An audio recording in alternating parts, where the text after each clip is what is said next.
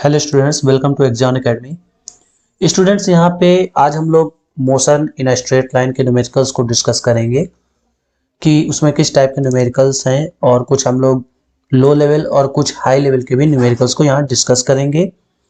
But उससे भी पहले अगर आपने चैनल को सब्सक्राइब नहीं किया तो चैनल को सब्सक्राइब कीजिए, वीडियो को दोस्तों के साथ शेयर कीजिए। So move with our first question. हम लोग पहला क्वेश्चन सॉल्व करेंगे।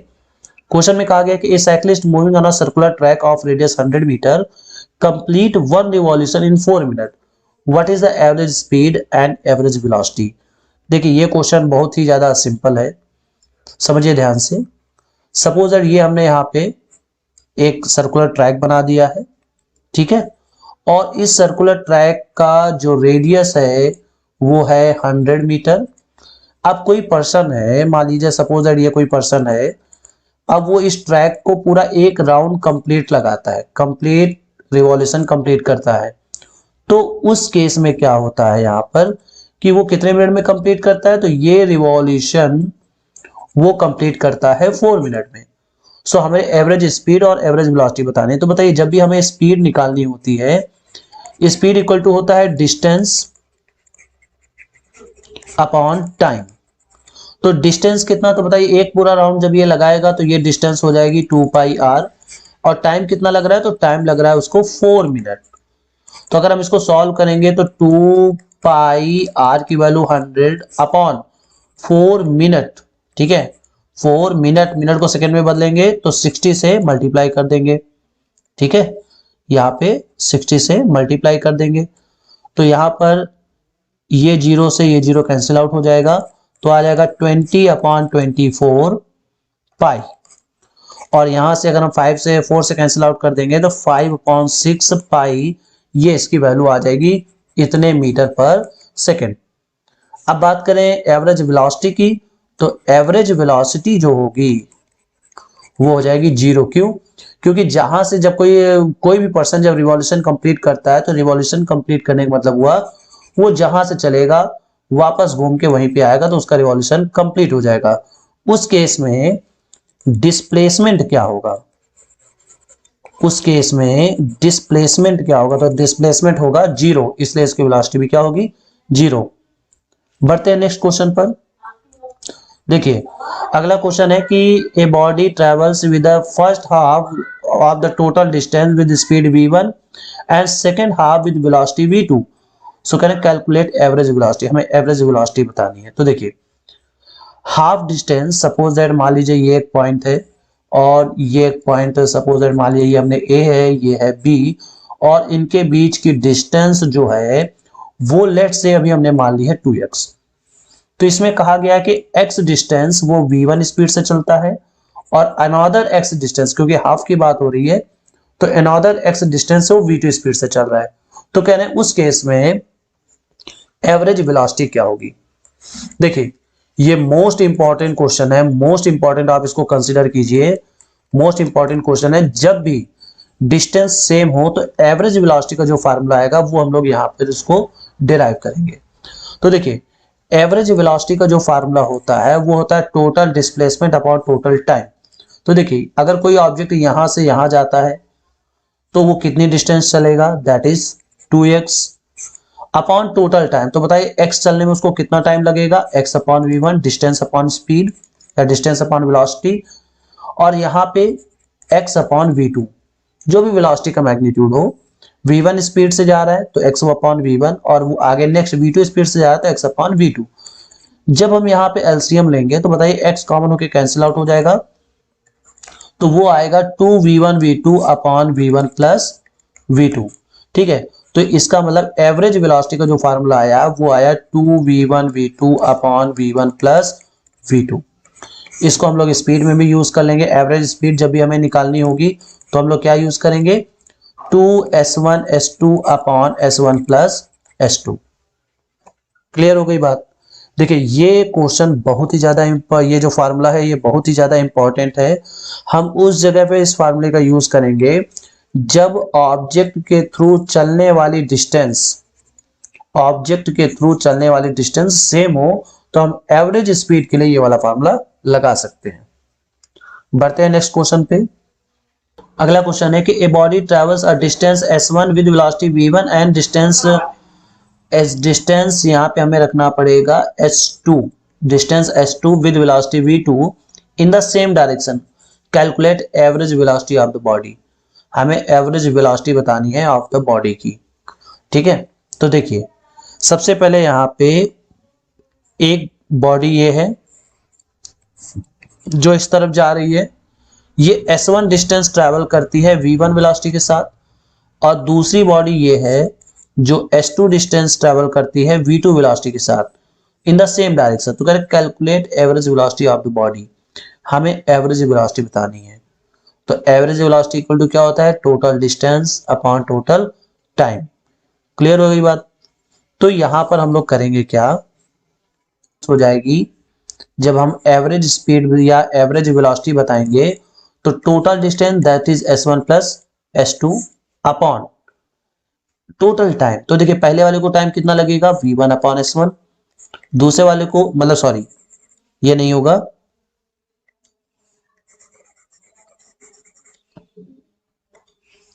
तो पहले वाले को टाइम कितना लगेगा s1 upon v1 distance upon speed, और दूसरे वाले को टाइम लगेगा s2 अपॉन v2। यहां पे हमने सिंपल सा फार्मूला लगाया है total distance upon total time. अब यहां से आ जाएगा s1 प्लस s2, जब यहां पे हम लोग एलसीएम लेंगे v1 v2 तो ये आ जाएगा s1 v2 plus s2 v1, और जो ये v1 v2 है ये मल्टीप्लाई में ऊपर चला जाएगा, तो यहां से हमारे पास आंसर आएगा s1 plus s2 into v1 v2 upon s1 v2 plus v2 s1, ये s2 v1। क्लियर है।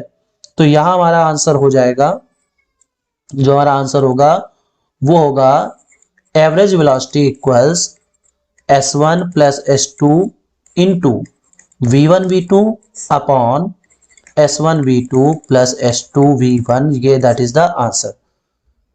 ठीक है, बढ़ते हैं नेक्स्ट क्वेश्चन पे। वीडियो अच्छा लग रहा हो तो प्लीज लाइक कीजिएगा, चैनल को शेयर कीजिएगा। बढ़ते हैं, starting from rest a car accelerates uniformly with 3 metre per second. मतलब समझिए एक कार है जो रेस्ट से स्टार्ट होती है और यूनिफॉर्मली एक्सेलरेट होती है फॉर 5 सेकेंड। कितने सेकेंड तक, 5 सेकेंड तक।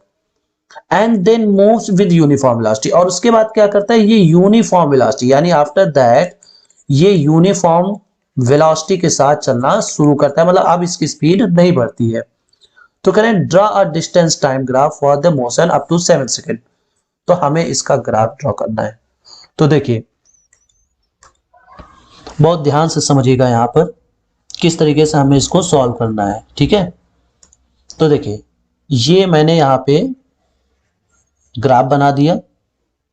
क्लियर है। अब समझिए इन्होंने कहा है कि रेस्ट से स्टार्ट होता है 3 मीटर पर सेकेंड स्क्वायर का एक्सेलरेशन है 5 सेकेंड तक। तो देखिए हमने मान लिया कि ये v है और ये क्या है t है। सो पहले क्या होता है, पहले वो 5 सेकेंड तक इस एक्सेलरेशन से चलता है, तो बताइए इसकी स्पीड कितनी होगी। तो हम लोग फार्मूला लगा लेंगे u plus A T. Initial velocity 0 है, a है 3, t है 5, तो यहां पे आ जाएगा 15 मीटर पर सेकेंड, ये आ जाएगा यानी। और उसके बाद आफ्टर 5 सेकेंड क्या होता है कि ये यूनिफॉर्म मोशन यानी अब उसकी स्पीड नहीं बढ़ रही है। सो कहने का मतलब ये हुआ कि यहां पर पहले जो ग्राफ बनेगा वो इस तरीके से बनेगा। ठीक है, इस तरीके से बनेगा, और यहां पे इसकी स्पीड कितनी होगी, यहां पे इसकी स्पीड होगी 15 मीटर पर सेकेंड, और यहां पे टाइम कितना स्पेंड हुआ होगा, तो टाइम स्पेंड हुआ होगा 5 सेकेंड।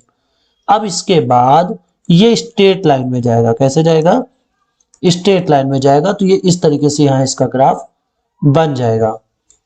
ठीक है, और ये यहां पे 7 सेकेंड हो जाएंगे। क्लियर हो गई बात। पहले देखिए पहले इसकी स्पीड बढ़ रही थी 3 एक्सेलरेशन के हिसाब से, तो 5 सेकेंड में इसकी स्पीड 15 हो जाएगी, तो पहला ये ग्राफ बनेगा। उसके बाद ये यूनिफॉर्म वेलोसिटी के साथ जाता है, तो नेक्स्ट का जो होगा वो parallel to the time axis होगा। सो ये हो जाएगा इस पर्टिकुलर क्वेश्चन के लिए ग्राफ। अब यहाँ पे अगर आपसे पूछा जाता कि इतने टाइम में वो कितना डिस्टेंस ट्रेवल करेगा, तो हम लोग क्या करते, इस ग्राफ और इस टाइम एक्सिस के बीच का एरिया निकालते। कैसे निकलता है यहाँ पे? पहले हमें इस वाले ट्रायंगल का एरिया निकाल लेते, तो 1/2 बेस इंटू हाइट प्लस इस वाले रेक्टेंगल का एरिया जो कि हो जाता है लेंथ इंटू ब्रेथ। क्लियर है? तो यहां से आ जाता कितना, 75/2 प्लस 30, तो आ जाता 75 प्लस 60/2। यहां पे आ जाता 135/2। दैट मीन्स यहां से आ जाता 130, ठीक है, मतलब ऐसे यहाँ पे 130 होता, 65 आता, तो यहां से आता 67.5।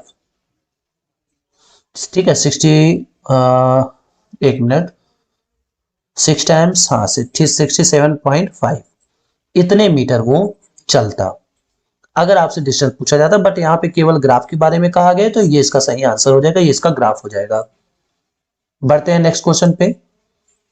अगला क्वेश्चन है, इसको भी ये बहुत ही लॉजिकल क्वेश्चन है, मतलब आप ये कह सकते हो कि बहुत ही अलग टाइप का क्वेश्चन है कि a balloon is ascending at the rate 14 meter per second at a height 98 meter above the ground when the food packet is dropped from the balloon. After how much time is the and with what velocity does it reach the ground? अब बिल्कुल ध्यान समझिए, यहाँ पे किया क्या गया है समझिएगा। सपोज दैट यहाँ पे हमने कह दिया कि ये इसका बैलून है, ठीक है, यहाँ पे ये हमने एक बैलून बना दिया, इसको थोड़ा सा इस तरीके से रोटेट कर देता हूं, ये एक बैलून है, ठीक है, और ये लगातार ऊपर जा रहा है। ये क्या हो रहा है, ये लगातार ऊपर जा रहा है, अपवर्ड साइड। कितनी स्पीड से? तो 14 मीटर पर सेकेंड की स्पीड से। अब जिस समय, अब यहीं पे बात आप ध्यान समझिए कि जिस समय इसकी हाइट, सपोज दैट हम मान ले रहे हैं कि ये अर्थ है, सरफेस है, तो जिस समय इसकी सरफेस से हाइट कितनी होती है 98 मीटर, मतलब अब इसकी हाइट कितनी है 98 मीटर अबव द ग्राउंड। अब क्या किया जा रहा है, इससे एक पैकेट को बाहर छोड़ दिया जाता है। तो कह रहे हैं कि ये पैकेट कितने टाइम बाद आके इस ग्राउंड पे गिरेगा, ठीक है।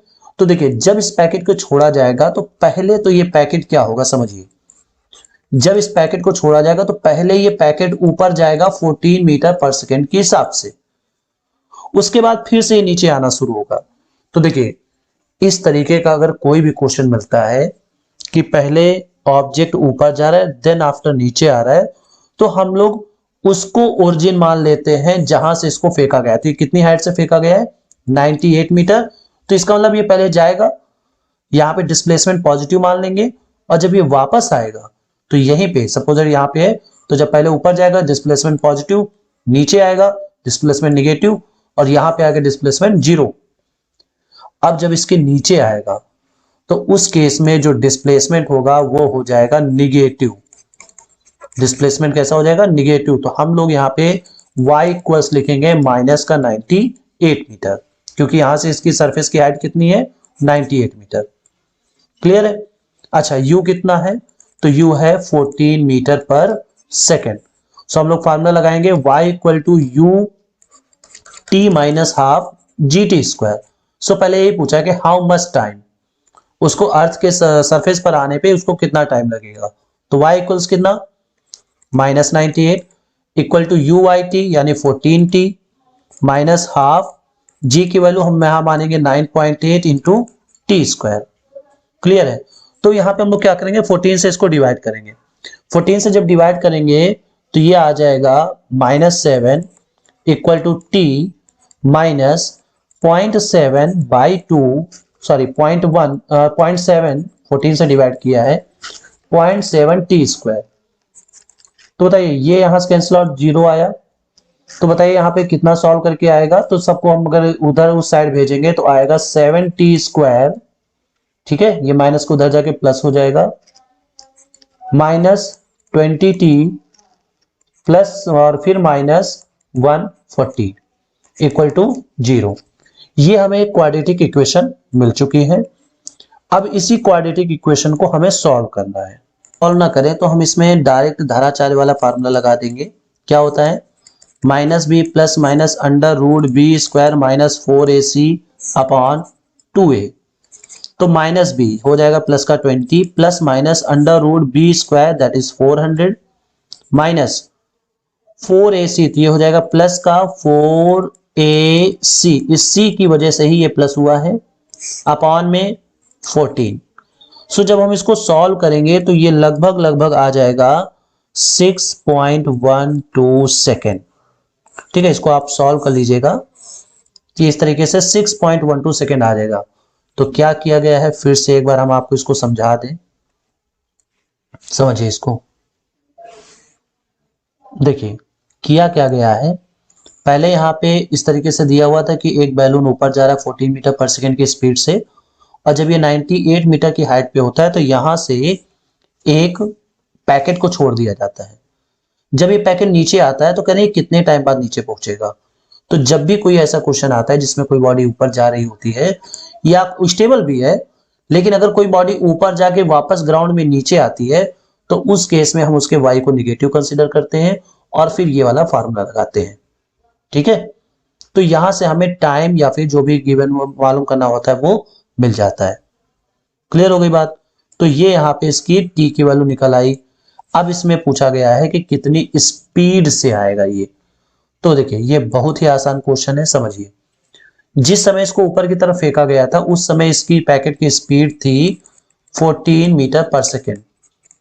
तो जहां से फेंका गया था जब ये वहां पर आएगा तब भी उसकी स्पीड इतनी होगी। मीन्स टू से, समझिए,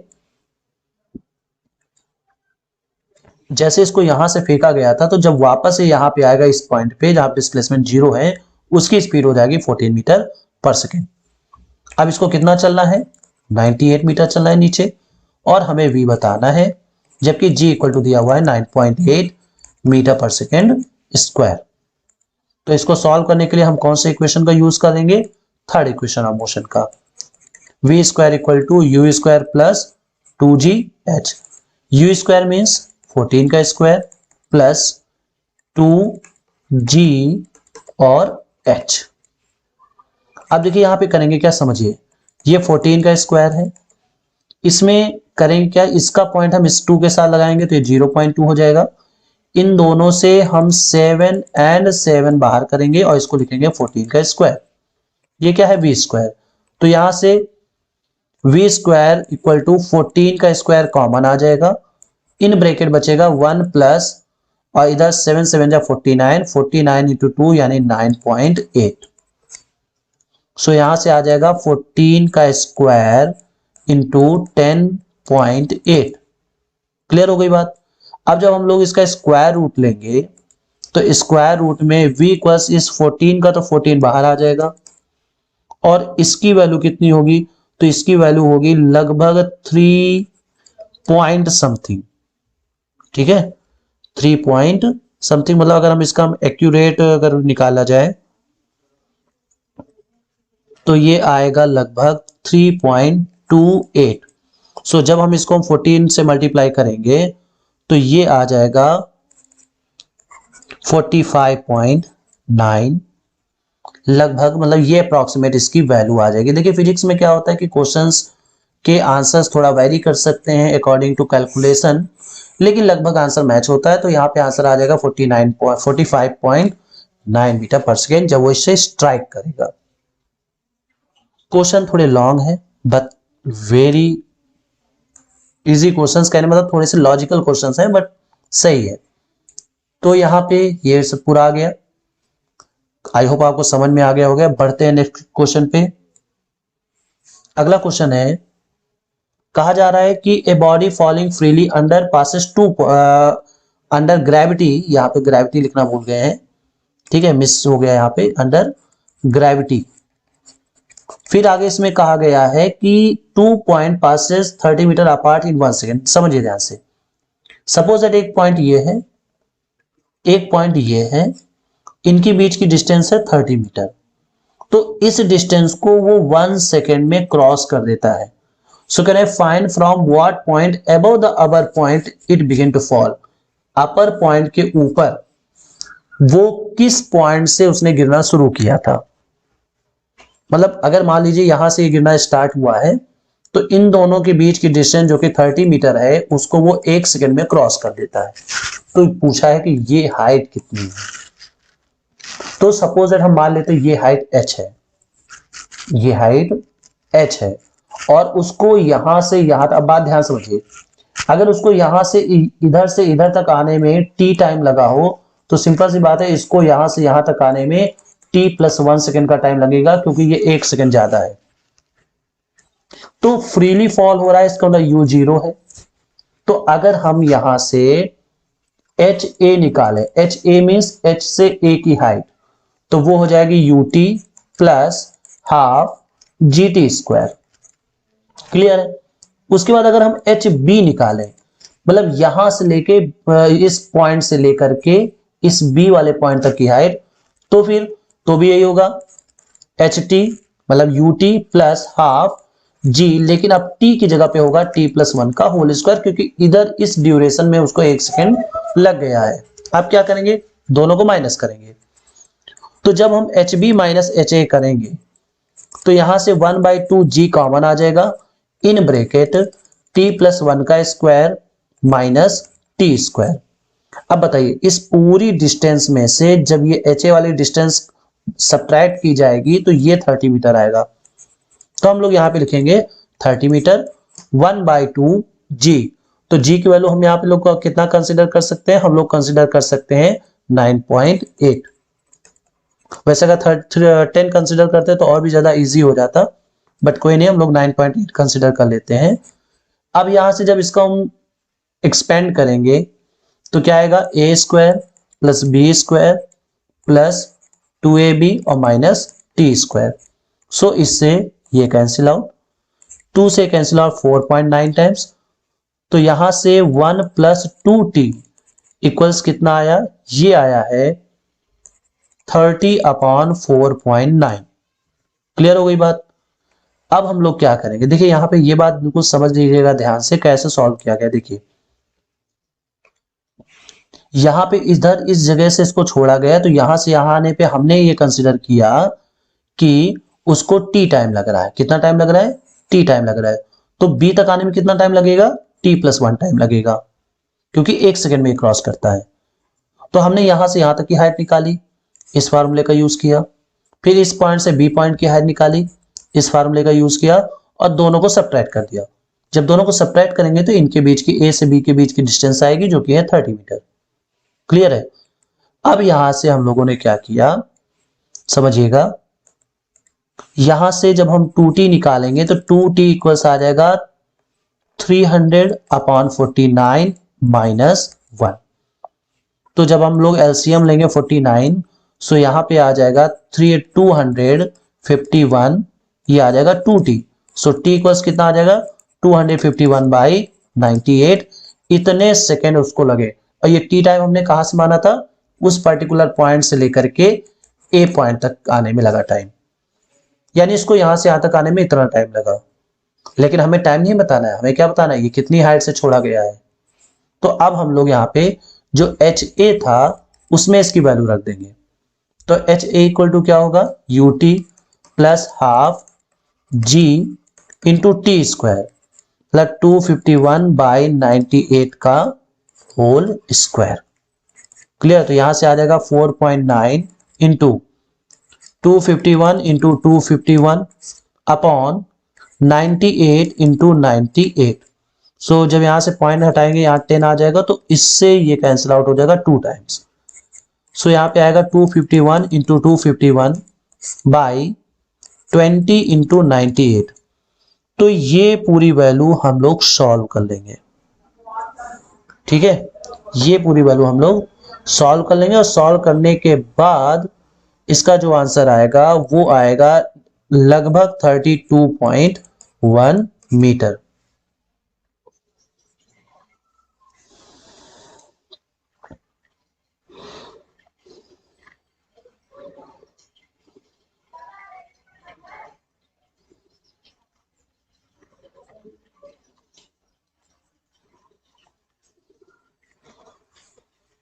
सो आई होप आपको ये पूरा क्वेश्चन समझ में आ गया होगा। थोड़ा से ट्रिकी क्वेश्चंस हैं, लेंथी क्वेश्चंस हैं, बट बहुत ही अच्छे क्वेश्चंस हैं। इनको आपको अच्छे से रिवाइज भी करना है। बढ़ते हैं नेक्स्ट क्वेश्चन पे।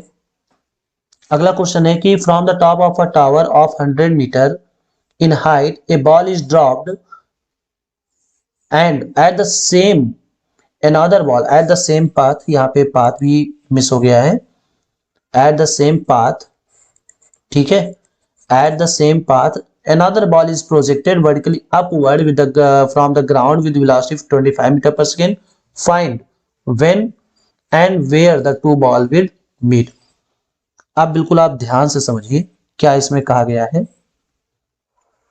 सपोज दैट ये कोई बिल्डिंग है, ठीक है, ये कोई बिल्डिंग है इस तरीके से, और इसमें किया क्या गया है, यहां से एक बॉल को रिलीज किया गया है and at the same time यहां से एक बॉल को ऊपर की तरफ फेंका गया है, दैट इज 25 मीटर पर सेकंड की स्पीड से।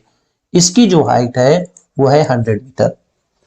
अब इसमें पूछा गया है कि when and where the two ball will meets, ये दोनों बॉल्स कहां, कब और कहां मिलेंगे।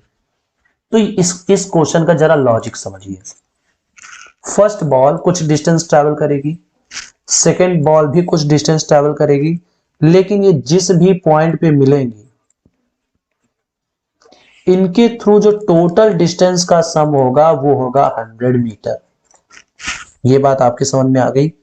पहली बॉल कुछ चलेगी, दूसरी बॉल कुछ चलेगी, चूंकि इसकी हाइट 100 मीटर है तो दोनों के थ्रू चली गई जो डिस्टेंस होगी उनका सम भी कितना होगा, 100 मीटर होगा।